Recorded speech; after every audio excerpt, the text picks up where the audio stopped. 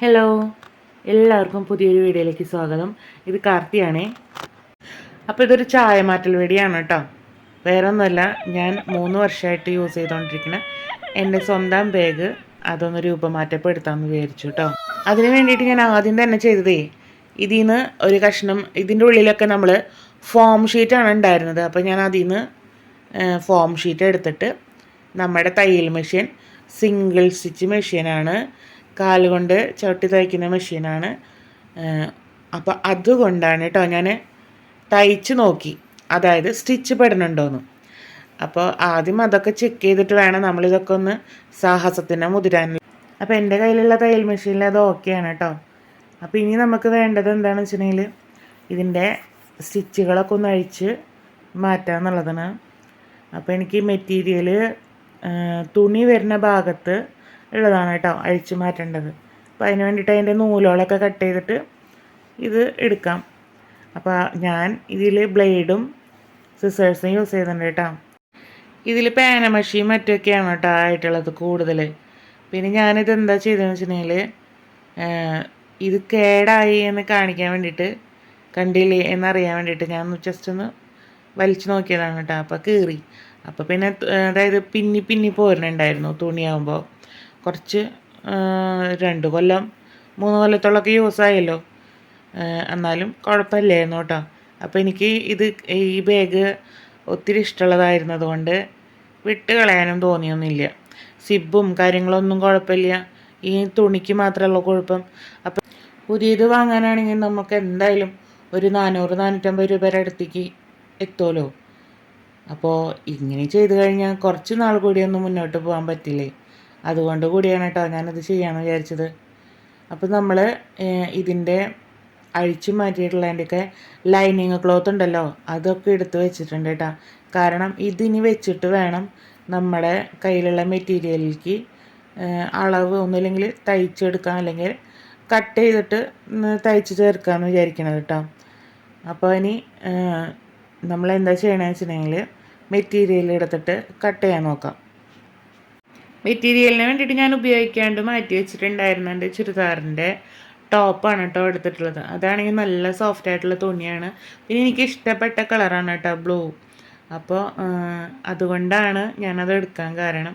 അപ്പോൾ ഞാൻ സൈസൊക്കെ വെച്ച് നോക്കിയപ്പോൾ ഇത് ഉൾക്കൊള്ളുന്നുണ്ട്. അപ്പോൾ അത് മടക്കിയിട്ടപ്പോൾ ഇതിൻ്റെ തന്നെ പോക്കറ്റ് തയ്ക്കാനും പിന്നെ ഈ ഒരു ഫ്രണ്ട് പാർട്ടിന് വേണ്ടിയിട്ടുള്ള മെറ്റീരിയൽ ആ ഒരു ഭാഗത്തു നിന്ന് തന്നെ കിട്ടുന്നുണ്ട് കേട്ടോ. അപ്പം അതുകൊണ്ട് ഇപ്പോൾ ആവശ്യമില്ലാത്ത ഭാഗം നമുക്ക് കട്ട് ചെയ്ത് മാറ്റാം.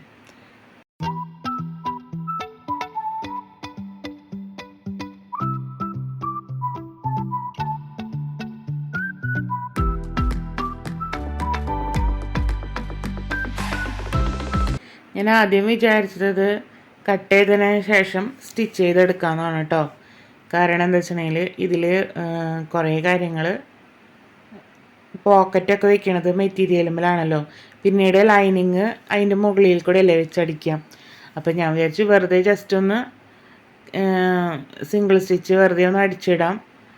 അപ്പോൾ കുഴപ്പമുണ്ടാവില്ലല്ലോ. അതായത് നമ്മൾ ഈ മടങ്ങിക്കെടുക്കണ ഭാഗങ്ങളൊക്കെ ഉണ്ടാവുമല്ലോ, ഓൾറെഡി നമ്മൾ ഉപയോഗിച്ചോടുന്ന മെറ്റീരിയൽ അല്ലേ.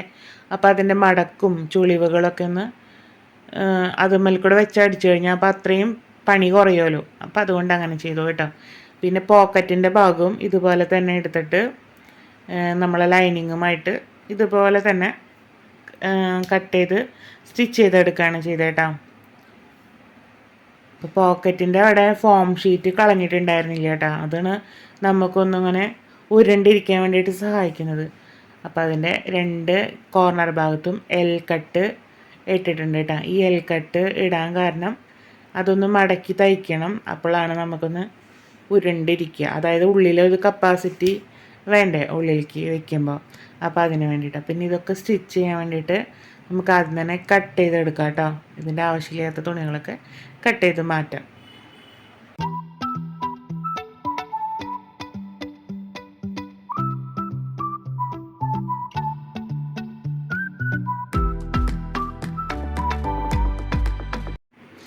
ഇതിലൊരു വി കട്ട്, അതായത് എൽ കട്ട് ഇട്ടിട്ടുണ്ടായിരുന്നല്ലോ, അത് നമുക്ക് ഇതുപോലെ ഒന്ന് മടക്കി തയ്ക്കുക കേട്ടോ. ഞാനിത് 2-3 വട്ടം ലോക്ക് ഇട്ടിട്ട് തയ്ക്കുന്നുണ്ട് കേട്ടോ. കാരണം നമ്മൾ കോയിൻസും കാര്യങ്ങളൊക്കെ ഇടുമ്പോൾ അതാണല്ലോ ഉറപ്പുണ്ടാവാതെ എന്തെങ്കിലും ഒരു സ്റ്റിച്ച് കട്ടിങ് വിട്ടു പോയി കഴിഞ്ഞിട്ടുണ്ടെങ്കിൽ നമ്മൾ അതിൽ കൂടെ വെച്ചതൊന്നും വീണ് പോകും നിലത്തേക്ക്. അതുകൊണ്ട് ഇത്തിരി ഉറപ്പിലൊക്കെ ഒന്ന് തയ്ച്ചെടുത്തു കേട്ടോ.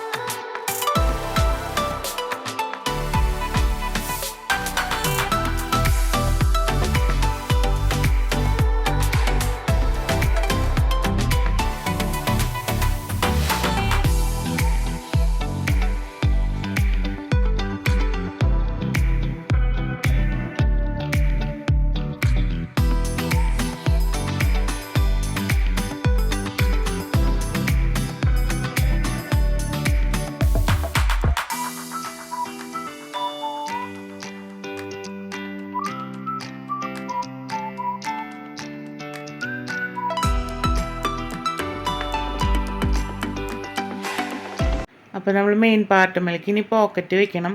പോക്കറ്റ് വെക്കണേറ്റ് മുന്നേ അതിന് വേണ്ടിയിട്ട് മാറ്റി വെച്ചുള്ള ക്ലോത്തുമ്മലേക്ക് നമ്മൾ ഈ ലെതറിൻ്റെ, അതായത് സിബിൻ്റെ അഴിച്ചു വെച്ചിട്ടുള്ള പാർട്ട് ഉണ്ടല്ലോ, ആ പാർട്ട് നമ്മൾ അറ്റാച്ച് ചെയ്ത് കൊടുക്കുക കേട്ടോ.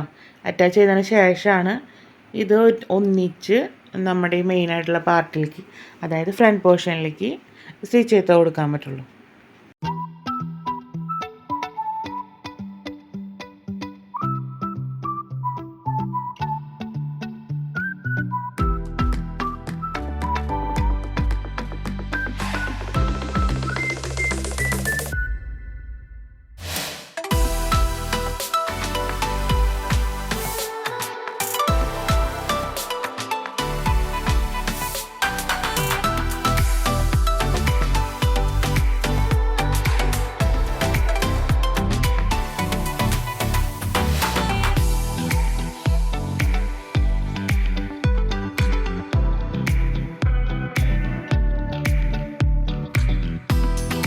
പോക്കറ്റിൻ്റെ അരികു വശങ്ങളൊക്കെ നമ്മൾ ഉള്ളിലേക്ക് മടക്കി മടക്കി മടക്കി അതൊന്ന് സ്റ്റിച്ച് ചെയ്ത് കൊടുക്കും കേട്ടോ. ഞാൻ ഒരു സ്റ്റിച്ച് മാത്രമല്ല 2 സ്റ്റിച്ച് ചെയ്തുകൊണ്ട്. പിന്നെ അതിന് മുന്നേ ഞാൻ ചെയ്തിട്ടുണ്ടായിരുന്നത് ലൈനിങ് മാറ്റിയതിന് ശേഷമാണ് കേട്ടോ പോക്കറ്റ് തുണിമേലേക്ക് വെച്ച് പിടിപ്പിച്ച് കൊടുത്തു. എന്നിട്ടാണ് അതിൻ്റെ മുകളിൽ കൂടെ ഒന്നും കൂടി ലൈനിങ് വെച്ച് കൊടുത്തു. അതാകുമ്പോൾ ഉള്ളിൽ ഇങ്ങനൊരു സ്റ്റിച്ച് വന്നിട്ടുള്ള കാര്യം കാണില്ല, തുണിമേലാണല്ലോ ഒക്കെ എടുക്കണത്. അതുകൊണ്ട് പിന്നീട് ചെയ്തത് സൈഡിലേക്ക് നമ്മുടെ ബാഗിൻ്റെ വീതി ഭാഗം വരുന്ന ഭാഗമാണ് അറ്റാച്ച് ചെയ്ത് കൊടുത്തത്. അപ്പോൾ അതിന് വേണ്ടിയിട്ട് ആദ്യം തന്നെ സിബുമ്മലേക്കുള്ള ഭാഗം സ്റ്റിച്ച് ചെയ്ത് കൊടുക്കാം. സിബുമ്മലേക്കുള്ള ഭാഗം സ്റ്റിച്ച് ചെയ്ത് കൊടുത്തതിന് ശേഷം നമുക്ക് ബാക്കി സൈഡിലേക്കും മറ്റുള്ളതൊക്കെ കട്ടിങ് ചെയ്തതിന് ശേഷം തയ്ച്ചെടുക്കാൻ പറ്റുള്ളൂ കേട്ടോ.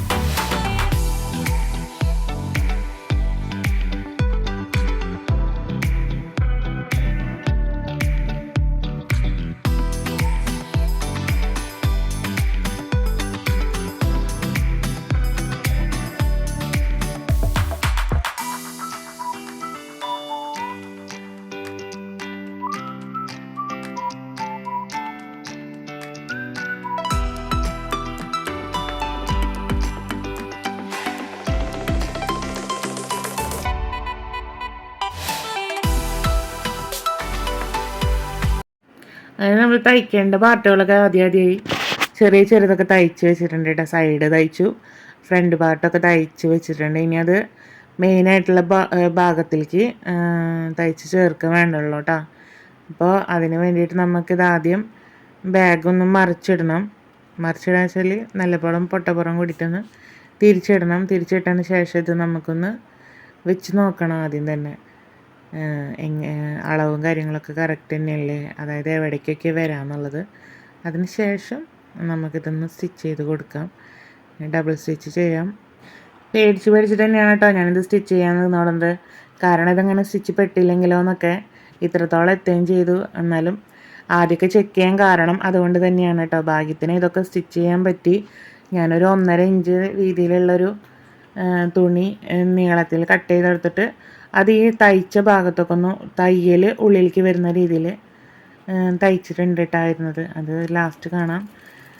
അങ്ങനെ ഇത് ബാഗിൻ്റെ എല്ലാം കംപ്ലീറ്റ് ചെയ്ത് കിട്ടി. ഇതിന് വേണ്ടിയിട്ട് എല്ലാം കഴിഞ്ഞപ്പോൾ എനിക്ക് ഇഷ്ടപ്പെട്ടൊരു കളറിലും കിട്ടി. പിന്നെ എല്ലാം കഴിഞ്ഞപ്പോൾ എനിക്കിതൊന്നൊന്ന് എല്ലാത്തിനും ഉണ്ടാവില്ല ഒരു അലങ്കോലപ്പണി. അപ്പോൾ അത് ചെയ്യണം തോന്നിയപ്പോൾ മുമ്പ് എപ്പോഴും വന്നിട്ടുണ്ടായിരുന്ന ഒരു കല്യാണക്കത്തിലത്തെ ഒരു വിഘ്നേശ്വരൻ്റെ ഒരു സ്റ്റിക്കർ പോലെ ഒട്ടിച്ചിട്ടുണ്ടായിരുന്നു. സ്റ്റിക്കറല്ല, അതെന്തോ കട്ടിങ് ആണത്.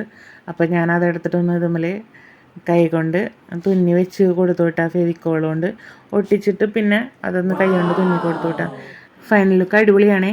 ഇനിയൊരു ഫോട്ടോഷൂട്ടായാലോ.